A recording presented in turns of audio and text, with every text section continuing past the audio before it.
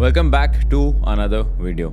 इस वीडियो में मैं आपको बताने वाला हूँ कि एग्जैक्टली आप कैसे प्रॉफिटेबल बन सकते हो एंड क्या वो चीज़ें हैं जिसकी वजह से आपको लॉसेस होते हैं, क्या वो फेजेस है जिसकी वजह से आपके लॉसेस आपके प्रॉफिट्स को ज़्यादा आउट पावर कर देते हैं, ओवर पावर कर देते हैं एंड उसकी वजह से आप एक नेट लॉस में आ जाते हो।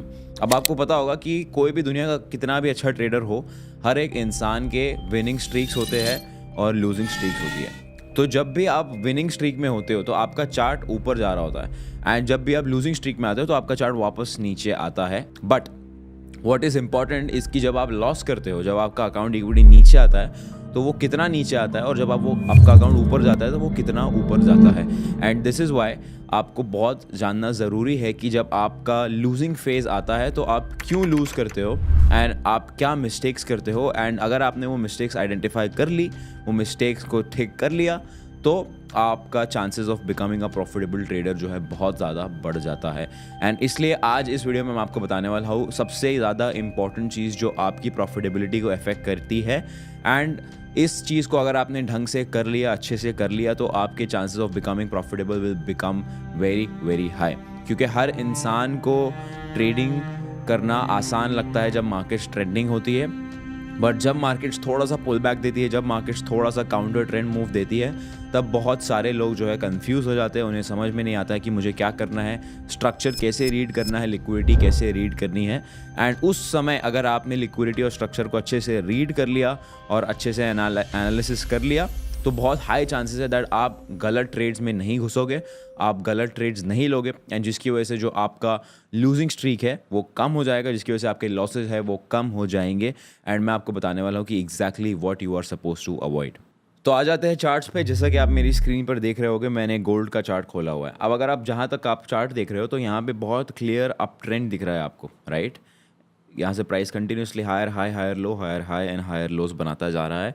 और इस पर्टिकुलर फेज में ट्रेडिंग करना बहुत आसान होता है, रिलेटिवली बहुत ज़्यादा आसान होता है, बिकॉज आपको सिर्फ और सिर्फ ट्रेंड के साथ ट्रेड करना है। जब भी आपको ब्रेकआउट मिल रहा है या जब भी आपको एक स्ट्रॉन्ग सपोर्ट लेवल का या रेजिस्टेंस लेवल का रीटेस्ट मिल रहा है, आपको बाय करना है। And this is the phase जहाँ पे बहुत सारे लोग जो है ईजिली ट्रेडिंग कर पाते हैं। बट जब मार्केट कुछ ऐसा करता है, जो अभी रिसेंटली प्राइस एक्शन रहा है गोल्ड का, जब मार्केट कुछ ऐसा करता है, लोग जो है बहुत ज़्यादा कंफ्यूज हो जाते हैं और इस सिनेरियो में जो है लॉसेस करके बैठ जाते हैं। सो इस वीडियो में मैं आपको एक बहुत इंपॉर्टेंट पॉइंट बताने वाला हूँ जिसको मैं कहता हूँ इन्फ्लेक्शन पॉइंट और न्यूट्रल जोन। न्यूट्रल जोन और इन्फ्लेक्शन पॉइंट को आइडेंटिफाई करना बहुत ज़्यादा ज़रूरी है, बिकॉज यहाँ पे आपका डिसीजन मेकर बनता है कि आपको लॉन्ग करना है या शॉर्ट करना है। तो अब मैं आपको एग्जैक्टली समझाता हूँ कि होता क्या है। तो जैसे कि आप देख रहे हो यहाँ पे this is your higher low, ठीक है। फिर प्राइस ने हायर हाई बनाया। इसके लिए हम चले जाते हैं लाइन चार्ट पर और 4 आवर टाइम फ्रेम पे, इसको सिंपल करने के लिए। तो यहाँ पे हायर लो, फिर प्राइस ने यहाँ पे हायर हाई बनाया, फिर higher high, higher low, higher high. अब अगर आपको बेसिक ट्रेंड एनालिसिस आता है तो प्राइस को क्या करना चाहिए, प्राइस अगर यहाँ पुल बैक ले रहा है तो यहाँ से कंटिन्यू ऊपर करना चाहिए फॉर एन अप ट्रेंड। लेकिन इसमें क्या हुआ, इन दिस सिनेरियो एग्जैक्टली हुआ क्या, प्राइस यहाँ नीचे आया। This is not a lower लो। अभी हमें कोई कंफर्मेशन नहीं मिला है कि प्राइस अभी यहाँ से क्या करने वाला है, राइट। सो ये जो जोन हो गया, यहाँ पे अभी मुझे कोई कंफर्मेशन नहीं मिला है, तो मैं इसे बनाऊंगा एक न्यूट्रल जोन। क्यों न्यूट्रल जोन, बिकॉज यहाँ पे I am not very sure कि प्राइस एग्जैक्टली करना क्या चाह रहा है। बिकॉज यहाँ से प्राइस ऊपर जाने की कोशिश किया, तो इसको हम लोग वाइट मार्क कर देंगे, बिकॉज हमें पता नहीं है कि ये डिमांड है या फिर ये ब्रेक होने वाला है या फिर ये क्या है एग्जैक्टली। तो अब अगर आप ध्यान से इसको देखोगे तो प्राइस ने यहाँ पे नीचे आया, प्राइस यहाँ से ऊपर जाने की कोशिश किया, बट प्राइस फेल हो गया। तो ये जो प्राइस एक्शन है ये आपको क्लियरली दिखा रहा है कि प्राइस जो है नीचे जाने की प्लानिंग कर रहा है, बिकॉज मोमेंटम बेयरिश है, प्राइस ने ऊपर जाने का कोई कन्फर्मेशन नहीं दिया है। एंड इसीलिए इस पर्टिकुलर जोन में अब बहुत सारे लोग जो है, जो नॉर्मल ट्रेंड एक्सपेक्ट कर रहे हैं, जो एक्सपेक्ट कर रहे हैं कि हाँ ठीक है मार्केट यहाँ से अब ऊपर जाएगा, यहाँ पे बाय करेंगे, यहाँ पे बाय करेंगे। और अगर आप इसको ध्यान से एनालाइज करोगे छोटे टाइम फ्रेम पे जाके, तो आपको क्लियरली दिखेगा कि प्राइस ने बहुत सारे ट्रैप्स क्रिएट किए हुए हैं for buyers to jump in. तो यहाँ पे मैं आपको ट्रैप दिखाता हूँ। तो प्राइस यहाँ से ऊपर आया, ये फर्स्ट ब्रेकआउट था। उसके बाद प्राइस ने यहाँ पे एक और ब्रेकआउट दिया, करेक्ट, यहाँ पे ब्रेकआउट दिया। उसके बाद प्राइस यहाँ पे कंसोलिडेट करके यहाँ पे एक और ब्रेकआउट दिया था प्राइस ने। फिर उसके बाद प्राइस सीधा नीचे आया, जितने भी बायर्स थे सबको स्टॉप लॉसेस ले गया, यहाँ पे सारी लिक्विडिटी ले लिया प्राइस ने। फिर प्राइस साइडवेज चला गया, उसके बाद ये रेजिस्टेंस बन गया, प्राइस ने इसको फिर से ब्रेकआउट देने की कोशिश किया, this was a fake breakout, फिर प्राइस नीचे गया और यहाँ से again it try to give a fake breakout. तो ऑलमोस्ट 5 से 6 बार प्राइस ने बायर्स को ट्रैप करने की कोशिश की और यहाँ से जो है प्राइस नीचे की तरफ चला गया। अब एज अ पर्सन जो ट्रेड कर रहा है उसको कब अवेयर हो जाना चाहिए, कब थोड़ा सा रुक जाना चाहिए। अब अगर एक सिंपल ट्रेंड एनालिसिस या मार्केट स्ट्रक्चर एनालिसिस अगर आप करते हो तो प्राइस ने लोअर लो बनाया है, प्राइस ने हायर हाई बनाया है और प्राइस यहाँ पे अब ऊपर जाने की कोशिश कर रहा है। अब जब तक प्राइस कुछ ऐसा नहीं करता है या जब तक प्राइस इस पर्टिकुलर हाई को ब्रेक नहीं करता है तब तक हमें कोई कंफर्मेशन नहीं मिला है कि प्राइस ने एक्चुअली ऊपर की तरफ कंटिन्यूएशन लिया है या नहीं लिया है। एंड इसलिए इस पर्टिकुलर फेज़ में, इस पर्टिकुलर रेंज में जो है बहुत सारे लोग लॉसेस करके बैठ जाते हैं। So this is the exact range that I am talking about. ऐसे पर्टिकुलर, इसको मैं कहता हूँ कॉम्प्लेक्स पुल बैक। ऐसे पर्टिकुलर पुल बैक में जो है 90% लोग कंफ्यूज हो जाते हैं कि एग्जैक्टली क्या करना है और कैसे इसको एनालाइज करना है। तो इसके ऊपर हम लोग एक सिंपल एनालिसिस करते हैं, सिंपल रीडिंग करते हैं, जहाँ पे हमें समझ में आएगा कि एग्जैक्टली करना क्या होता है। तो जैसे कि आपको दिख रहा है, this was the previous support zone जहाँ से प्राइस ने सपोर्ट लिया था। This is the previous zone जहाँ से प्राइस ने लास्ट टाइम एक बुलिश मूव दिया था, यहाँ से प्राइस ऊपर गया था, तो यहाँ पे हम इसको मार्क कर देंगे। अब प्राइस ने यहाँ पे नीचे आया, बहुत ज़्यादा बेरिश मोमेंटम है, करेक्ट, प्राइस ऊपर जाने की कोशिश कर रहा है। अब जब तक मुझे प्राइस कंफर्मेशन नहीं देता है, जब तक प्राइस कुछ ऐसा नहीं करता है, तब तक मुझे ट्रेड बिल्कुल नहीं लेना है। और मोस्ट इंपॉर्टेंटली मेरा जो पॉइंट ऑफ रेफरेंस होगा वो पॉइंट ऑफ रेफरेंस ये होगा यहाँ पे in this scenario. And why am I doing this, because यहाँ पे प्राइस ने मुझे ऊपर जाने का कंफर्मेशन नहीं दिया है, प्राइस वापस यहाँ से नीचे आ गया है। तो ये जो जोन है ये एक लेवल मेरे लिए रेफरेंस का बन गया है और ये एक लेवल मेरे लिए रेफरेंस का बन गया है। तो यहाँ पे मैं मार्क करूँगा 2 इंपॉर्टेंट पॉइंट ऑफ रेफरेंसेस जिसके ऊपर मैं लाइंस मार देता हूँ। तो ये मेरा पॉइंट ऑफ रेफरेंस नंबर 1 है, ये मेरा पॉइंट ऑफ रेफरेंस नंबर 2 है। जब तक ये पर्टिकुलर लेवल ब्रेक नहीं होगा, जब तक लेवल 1 ब्रेक नहीं होगा, तब तक मैं कुछ भी नहीं करूँगा। जब तक लेवल 2 ब्रेक नहीं होगा तब तक मैं हाई रिस्क ट्रेड्स नहीं लूँगा। जब तक लेवल 1 और लेवल 2 के बीच में है प्राइस, तब तक मैं सिर्फ और सिर्फ 1% का रिस्क लूँगा अपने पर ट्रेड पे। और जब प्राइस ने लेवल 2 को ब्रेक कर दिया है तब जाके मैं फाइनली 2% का रिस्क लूँगा, बिकॉज तब मुझे कंफर्मेशन मिल गया है कि प्राइस ऊपर जा रहा है। एंड अगर आप इसको ध्यान से देखोगे, यहाँ पे जब तक प्राइस ऊपर नहीं गया तब तक मैंने अगर बाय एंट्री यहाँ से कोई भी नहीं ली थी, मान लीजिए यहाँ पे आपका एक लॉस भी हो जाता है, बट इतने पूरे सिनेरियो में आपके कई लॉसेस जो है बच जाएंगे and you will not be taking any buy side trades. अब यहाँ पे होता क्या है, अब यहाँ पे अगेन अगर आप ध्यान से देखोगे तो प्राइस ने बहुत अच्छे से बायर्स को फिर से इन्वाइट किया था। प्राइस यहाँ से नीचे गया, इस सपोर्ट को तोड़ दिया और इमीडिएट रिएक्शन दिया। नाउ एक नॉर्मल इंसान क्या सोचेगा कि प्राइस जो है अब ट्रेंड में जा रहा है, प्राइस जो है कंटिन्यूसली ऊपर जा रहा है, नीचे की तरफ फॉल्स ब्रेकआउट दिया है, maybe this is a trap to the sellers, but actually it was a trap to the buyers. Price ने यहाँ पे फेक ब्रेकआउट दिया और प्राइस यहाँ से ऊपर चला गया। यहाँ पे अगेन बायर्स को इन्वाइट किया गया और व्हाट हैपेंड, प्राइस ने बायर्स को लेके वापस नीचे चले गया and took out all the stop losses. इस पर्टिकुलर फेज में जो है 90% लोग जो है लॉस करके बैठ जाता है, because they do not understand how to read the market very well. अब जब मैंने आपको सिंपली बोला है कि मैं इन ऐसे पर्टिकुलर फेज में मैं क्या करता हूँ, मैं अपने पॉइंट्स ऑफ रेफरेंस मार्क करता हूँ एंड मेरे लिए बहुत इंपॉर्टेंट होता है कि पॉइंट ऑफ रेफरेंस ब्रेक होना चाहिए, और अगर ब्रेक नहीं हो रहा है तो मैं ट्रेड नहीं लूँगा या फिर मैं अपना बायस जो है स्विच कर लूँगा। तो इफ़ यू सी, अब प्राइस यहाँ से नीचे आ चुका है। अब अगर आप इसको 4 घंटे के टाइम फ्रेम पे देखोगे तो क्या ये बेरिश है? बिल्कुल नहीं।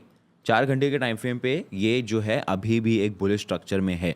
बट अगर आप एक डे ट्रेडर हो, आप एक इंट्रा डे ट्रेडर हो और अगर आप गोल्ड पे ट्रेड कर रहे हो तो ये आपके लिए बहुत ज़्यादा डिफिकल्ट बन सकता है टू अंडरस्टैंड कि एग्जैक्टली अब मुझे करना क्या है। अगर आप यहाँ पे देखोगे प्राइस ने क्या किया है, अब प्राइस यहाँ पे आ गया है इस पर्टिकुलर सपोर्ट लेवल में।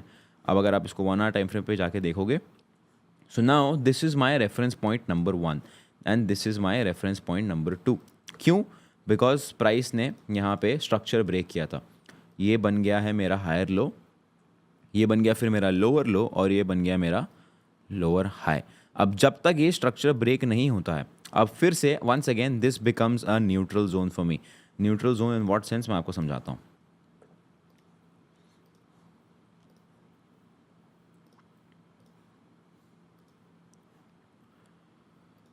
अब ये दोनों मेरे लिए बन गए हैं न्यूट्रल जोन्स, ये दोनों बन गए हैं मेरे लिए पॉइंट ऑफ रेफरेंस। और यहाँ पे क्या ध्यान में रखना ज़्यादा इंपॉर्टेंट है, अगर यहाँ से प्राइस ब्रेक भी करता है ऊपर की तरफ, this can again be a false break to invite more buyers. अब यहाँ पे प्राइस जो है दो चीज़ें कर सकता है। ऐसा कोई भी जोन जहाँ पे प्राइस दो पॉसिबल आउटकम देने की प्रोबेबिलिटी इक्वल रखता है।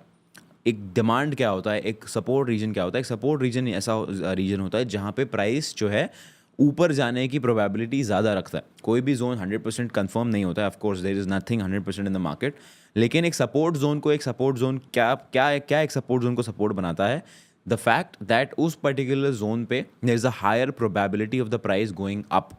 और एक सप्लाई जोन होता है, एक रेजिस्टेंस जोन होता है, उसको रेजिस्टेंस ये बात बनाती है कि उस पर्टिकुलर लेवल पे जब प्राइस आता है तो प्राइस का नीचे जाने का प्रोबेबिलिटी हाई होता है। But what about a zone जहाँ पे प्राइस का प्रोबेबिलिटी 50-50 है, ऊपर जाने का प्रोबेबिलिटी भी 50 है, नीचे जाने का प्रोबेबिलिटी भी 50 है।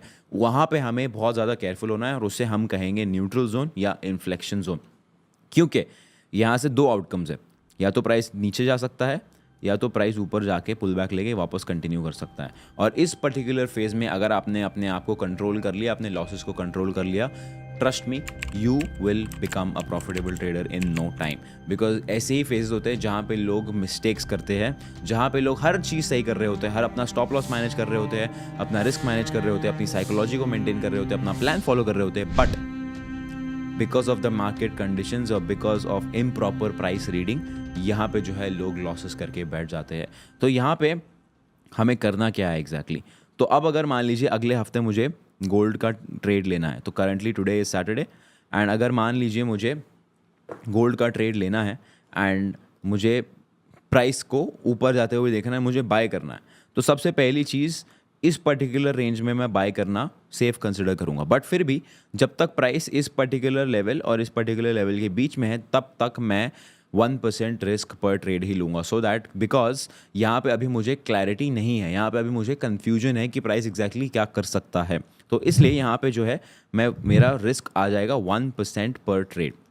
अब प्राइस अगर यहाँ पे ब्रेक देता है तो there is a very high chance कि प्राइस यहाँ तक तो ट्रैवल करेगा ही करेगा, क्योंकि प्राइस यहाँ पे एक रेजिस्टेंस बनाया था, अब रेजिस्टेंस हो गया या न्यूट्रल जोन हो गया, whatever you want to call it.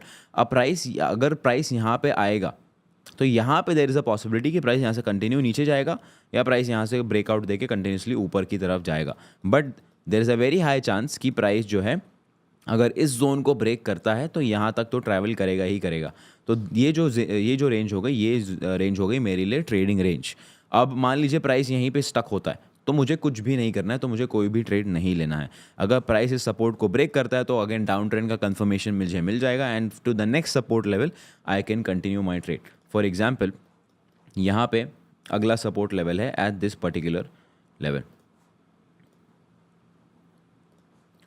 तो ये हो गया मेरा नेक्स्ट सपोर्ट लेवल। तो जब प्राइस इस पर्टिकुलर सपोर्ट लेवल को ब्रेक करेगा तो ये जो हो गई मेरी एक छोटी सी ट्रेडिंग रेंज। इस पर्टिकुलर सिनेरियो में और इस पर्टिकुलर केस में जब प्राइस ऐसा कुछ कर रहा होता है तो आपको अपनी ट्रेडिंग रेंज को डिफाइन करना होता है, और जब तक आपको 100% क्लैरिटी नहीं मिल जाती है प्राइस की तरफ से तब तक आपको 1% रिस्क पर ट्रेड ही लेना है। नाउ लेट्स अज्यूम कि इंस्टेड ऑफ गोइंग डाउन अब प्राइस को जो है कंटिन्यूसली ऊपर जाना, बिकॉज अगर आपने higher time frame trend analysis किया हुआ है तो ऑफ कोर्स प्राइस जो है बुलिश है, प्राइस गोल्ड का एक्सट्रीमली बुलिश है, पिछले एक महीने से कंटिन्यूसली ऊपर जा रहा है। तो अब यहाँ पे मान लीजिए प्राइस ने ब्रेकआउट दिया, ये रेंज को मैंने ट्रेड कर लिया और मैंने प्रॉफिट बना लिया, मैंने 1% रिस्क किया था, 1:2 का मुझे टारगेट मिल गया, हाइपोथेटिकली मैंने 2% का रिवॉर्ड बना लिया। अब प्राइस ने यहाँ पे ब्रेकआउट दे दिया। अब जब प्राइस ने यहाँ पे ब्रेकआउट दे दिया है, अब यहाँ पे मुझे कंफर्मेशन मिल चुका है कि ट्रेंड जो है अब वापस ऊपर की तरफ कंटिन्यू कर रहा है, बिकॉज ये जो है मेरा पॉइंट ऑफ रेफरेंस है, ये जो है मेरा इन्फ्लेक्शन जोन है। अब जब प्राइस यहाँ पे भी ब्रेकआउट दे देगा अब मैं कंफर्म हो जाऊँगा कि अब प्राइस जो है अब ऊपर जाने का चांसेस बहुत ज़्यादा हाई रखता है, क्योंकि प्राइस ने ऊपर की तरफ ब्रेक ऑफ स्ट्रक्चर दिया है, बुलिश ब्रेक ऑफ स्ट्रक्चर दिया है। तो कॉम्प्लेक्सिटी कहाँ पे आती है? कॉम्प्लेक्सिटी आती है जब आपको क्लैरिटी नहीं है कि प्राइस नीचे जाने की कोशिश कर रहा है या ऊपर जाने की कोशिश कर रहा है।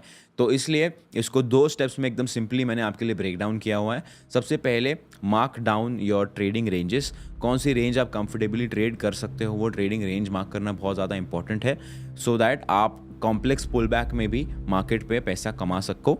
और always and always make sure कि आपका रिस्क जो है हमेशा 1% पर ट्रेड है जब तक आपको क्लैरिटी नहीं आती है।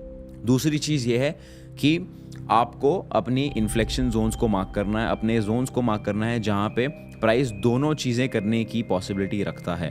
तो उन जोन्स को जब आप मार्क कर दोगे तो ऑफ कोर्स आपको ये भी क्लैरिटी आ जाएगी कि कहाँ पे क्या एक्सपेक्ट करना चाहिए, और उस पर्टिकुलर जोन में स्पेसिफिकली आपको वेट करके ये देखना है कि प्राइस कैसे रिएक्शन दे रहा है एंड प्राइस से कंफर्मेशन के लिए वेट करना है। अगर आपने सिर्फ ये सिंपल चीज़ें अपने प्राइस एक्शन में या अपने एनालिसिस में इम्प्लीमेंट कर ली तो दिस विल इंश्योर कि आपको क्लैरिटी मिल जाए टफ फेजेस में। जब मार्केट टफ फेज में है, जब मार्केट कॉम्प्लेक्स पुल बैक में है, तो आपको क्लैरिटी मिल जाएगी कि आपको एग्जैक्टली कैसे काम करना है और किस चीज़ पर फोकस करना है, and this will surely help you during your losing stages. Thank you so much for watching. I will see you in the next one.